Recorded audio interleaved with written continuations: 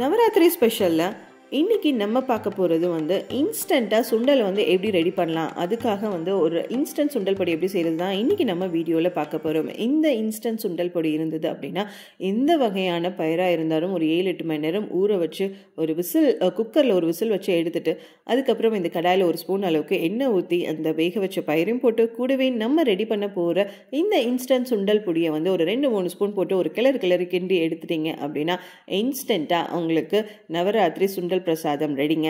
இந்த சுண்டல் பொடியை இது யூஸ் பண்ணி நீங்கள் செய்கிறதுனால செம்ம டேஸ்ட்டாக இருக்கும். அதே மாதிரி செம்ம உங்களுக்கு ரொம்ப டைம் சேவ் ஆகுங்க. இந்த இன்ஸ்டன்ட் சுண்டல் பொடி எப்படி செய்யலாம் வாங்க போய் பார்க்கலாம்.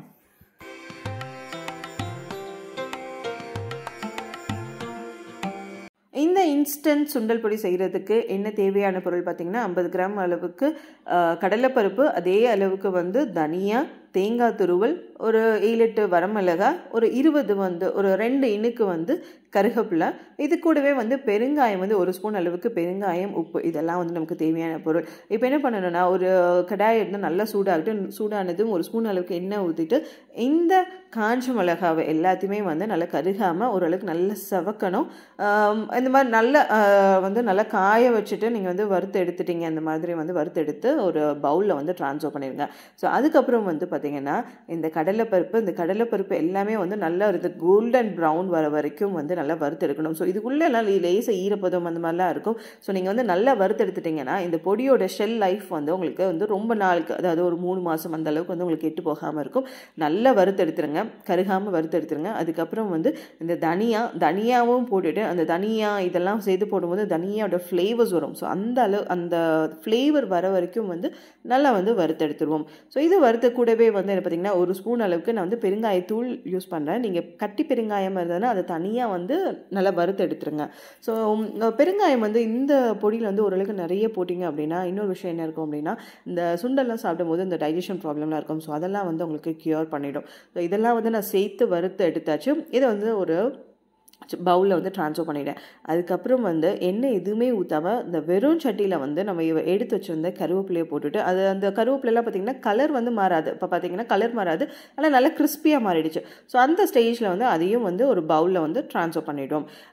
அதுக்கப்புறம் இந்த டேஸ்ட் இன்னும் கொஞ்சம் டிஃபராக கொஞ்சம் என்ஹான்ஸ் பண்ணுறதுக்கு நான் என்ன பண்ணியிருக்கேன் அப்படின்னு பார்த்தீங்கன்னா ஒரு ஸ்பூன் அளவுக்கு எந்த எள்ளு கருப்போ இல்லை வெள்ளை எல்லோ 1 ஸ்பூன் அளவுக்கு போட்டுருங்க. அது வெடிச்சு எடுத்துடும். அது கூடவே 1 ஸ்பூன் அளவுக்கு வேர்க்கடலையும் நல்லா வறுத்தெடுத்துருங்க. இது எல்லாத்தையுமே ஒரு பவுலில் ட்ரான்ஸ்ஃபர் பண்ணிவிட்டு அது பாட்டு ஆறட்டும். அதுக்கப்புறம் இந்த தேங்காய் துருவலையும் நல்லா ஹை ஃப்ளேமில் வச்சுட்டு நல்லா கைவிடாமல் வறுத்தெடுத்துருங்க.